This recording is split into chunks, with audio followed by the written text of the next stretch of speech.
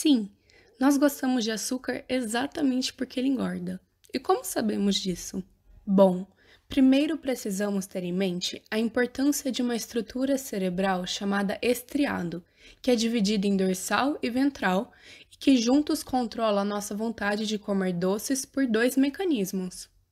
O primeiro prioriza o sabor, que é importante na natureza para evitar alimentos tóxicos, e o segundo prioriza o valor nutricional, que é importante para estimular o consumo de alimentos calóricos, que servem de fonte de energia para sobrevivermos em períodos de escassez. E a história é basicamente essa. Simples, né? Mas se você quer saber como a ciência descobriu isso, pega seu docinho preferido e vem com a gente entender como isso aconteceu. Quando pensamos por que gostamos tanto de doces, a primeira coisa que nos vem à mente é o sabor e o prazer que nos dá em comê-los. Mas existe um outro fator que podemos estar dando pouca atenção: o valor nutricional. O consumo de açúcar é essencial do ponto de vista evolutivo, já que carboidratos são uma poderosa fonte de energia. Além disso, não é novidade para ninguém que diversas espécies armazenam energia na forma de gordura para se prevenir nos períodos de escassez. Então, parece interessante existir um mecanismo que incentive o consumo de alimentos que fornecem bastante energia. No cérebro dos vertebrados, este mecanismo é controlado pelo estriado em um sistema de recompensa mediado por dopamina. Esta área é essencial para selecionar ações com base em recompensas e avaliar os resultados desta escolha. O interessante é que a divisão do estriado em uma parte dorsal e ventral é um traço conservado evolutivamente, e normalmente na natureza, quanto mais conservado um sistema, mais importante é seu papel para a manutenção da vida. Para entender um pouco melhor a influência dessa divisão do estriado no comportamento, um grupo de pesquisadores realizou uma série de experimentos em ratos. E aqui, para você não estranhar, já aviso que o termo adoçante que usaremos no vídeo não é igual ao adoçante que estamos acostumados a colocar no cafezinho. No primeiro experimento, os pesquisadores queriam ver a diferença entre um adoçante calórico e outro não calórico, ou seja, um que fornece energia para o corpo e o outro que não. Falando de como o experimento funcionou, foi colocada uma bebida de sabor doce, mas sem valor nutritivo no bebedouro, ou seja, uma bebida adocicada, mas que não fornece energia para o corpo. Além disso, no estômago do animal, foi colocada uma via intragástrica que fornece uma substância diretamente no seu estômago. Assim, toda vez que o animal lambia o bebedouro, isso era detectado por um sistema que liberava uma solução no estômago do animal, que podia ser tanto adoçante calórico como não calórico. E nesse momento, você pode pensar: por que temos o bebedouro e uma via conectada no estômago? Bom, o bebedouro simula os efeitos gustativos do açúcar, enquanto a via intragástrica simula as vias pós-digestivas. Deu para entender?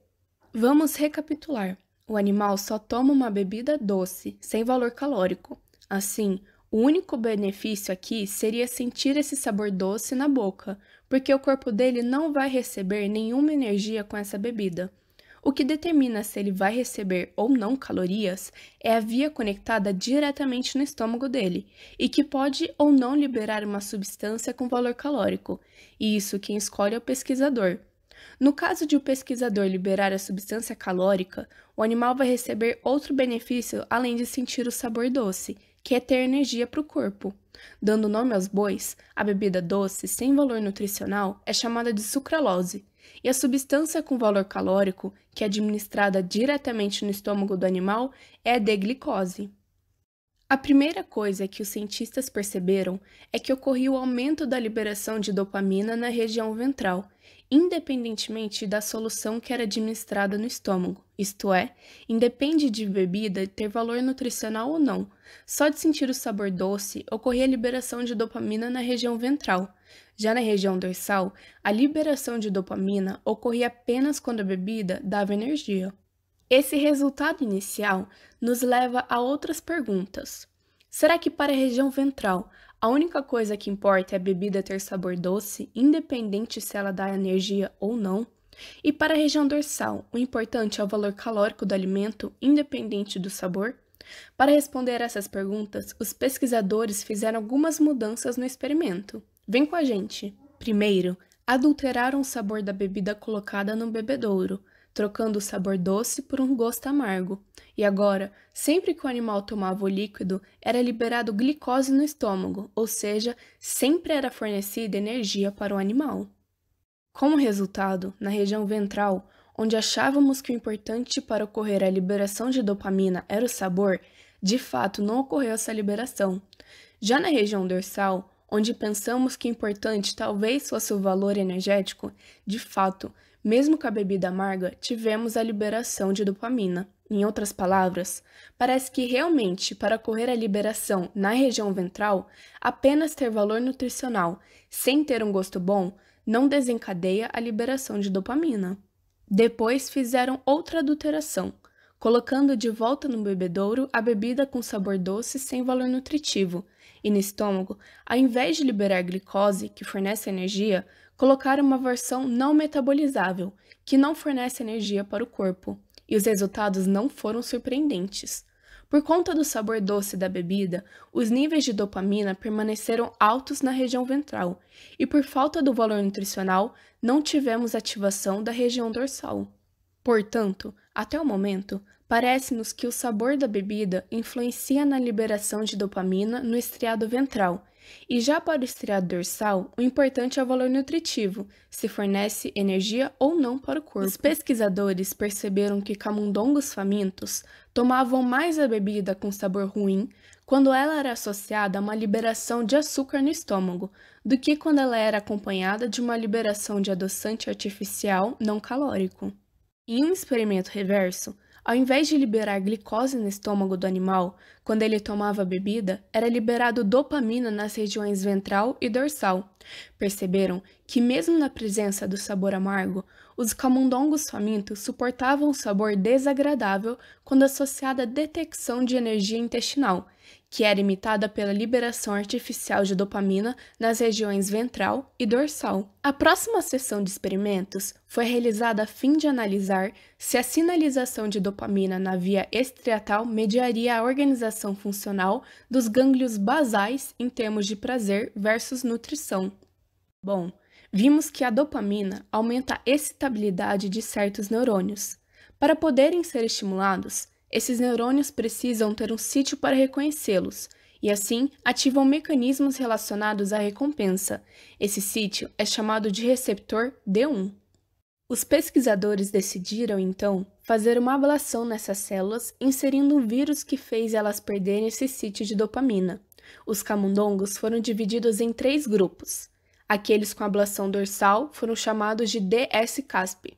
Aqueles com ablação ventral, chamados de VS-CASP, e o grupo 3, que é chamado de grupo controle, chamado de WT-CASP. No primeiro teste, usaram adoçante não nutritivo misturado com níveis crescentes da substância com sabor amargo. Como resultado, camundongos VS-CASP foram significativamente mais afetados pelas concentrações mais baixas da substância amarga, enquanto o grupo DS-CASP mostrou resultados semelhantes ao controle. No segundo grupo de testes, eles inverteram os parâmetros, usando uma solução amarga fixa com concentrações crescentes de glicose intragástrica.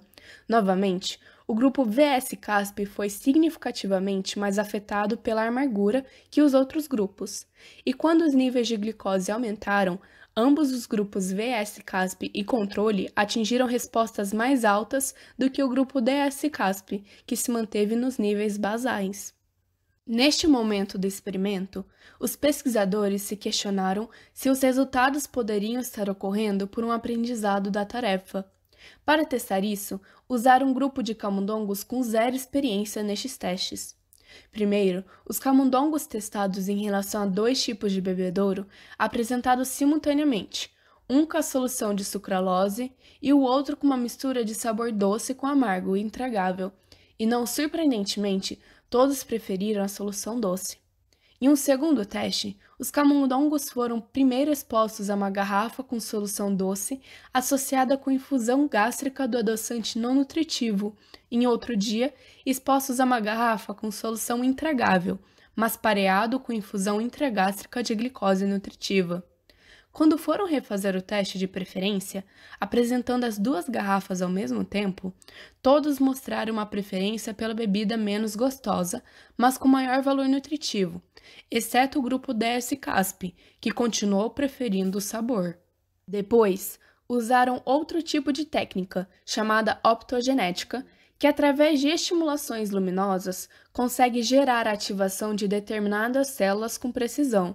Essa técnica foi associada a gravações eletrofisiológicas, que permite visualizarmos se houve, de fato, um aumento na excitabilidade dessas células. As células-alvo aqui são as mesmas que falamos anteriormente, que são ativadas pela dopamina e que estão presentes nas regiões ventral e dorsal. Nestes experimentos, queriam ver se a ativação desses neurônios de forma artificial funcionaria como um substituto para o açúcar ingerido. Assim, quando os camundongos lambiam o bebedouro que continha sucralose, que é a bebida doce não nutricional, ao invés de haver a infusão intragástrica, eram emitidos pulsos de luz nas regiões ventral ou dorsal. Dito de outra forma, o sabor doce causa a liberação de dopamina na região ventral, que acaba por estimular essa região. Então perceba que a via final disso é a ativação da região ventral. Será que, se causarmos a ativação dessa região ao animal sentir um sabor amargo, ele vai começar a gostar desse sabor? E o mesmo vale para a região dorsal. Aqui a bebida nutritiva, no final, causa a ativação dessa região. Será que se ativarmos artificialmente essa região, quando o animal estiver tomando uma bebida não nutritiva, ele vai continuar ingerindo essa substância? Os resultados foram que os pulsos emitidos na região ventral aumentaram consideravelmente a lambedura de sucralose, mas quando a bebida era trocada pelo sabor amargo, o animal parava de ingerir, ou seja, a estimulação da região ventral não foi suficiente para suprimir essa aversão ao sabor amargo, e, portanto, provavelmente essa via depende de outros fatores envolvidos no prazer. Já para os animais que receberam um pulso luminoso na região dorsal, não apenas tivemos o aumento da ingestão de sucralose, como qualquer efeito supressor do sabor amargo também foi eliminado, e, portanto, a estimulação dos neurônios nessa região substituiu completamente o papel do açúcar. Um achado interessante da região ventral é que, quando ela é estimulada, os animais continuavam ingerindo a bebida de sabor doce, mesmo se ela causava mal-estar. Este resultado pode nos ajudar a explicar por que o açúcar vicia, mas para fazer isso de forma efetiva, nós precisamos verificar os neurônios que têm receptores do tipo D2, um outro tipo de receptor de dopamina. Estes neurônios são responsáveis por guiar ações direcionadas a objetivos e têm um papel crítico na alimentação compulsiva. É exatamente por existirem essas duas vias que estimulam o consumo de açúcar que é tão difícil parar de comer doces, e também é por isso que os açúcares não nos satisfazem tanto quanto os adoçantes, ou seja, nós gostamos de açúcar exatamente porque ele engorda. Para o vídeo não ficar muito maçante, só mostramos alguns dos experimentos. Se você quiser saber mais, clique no link da descrição e veja todas as nossas análises. Até mais!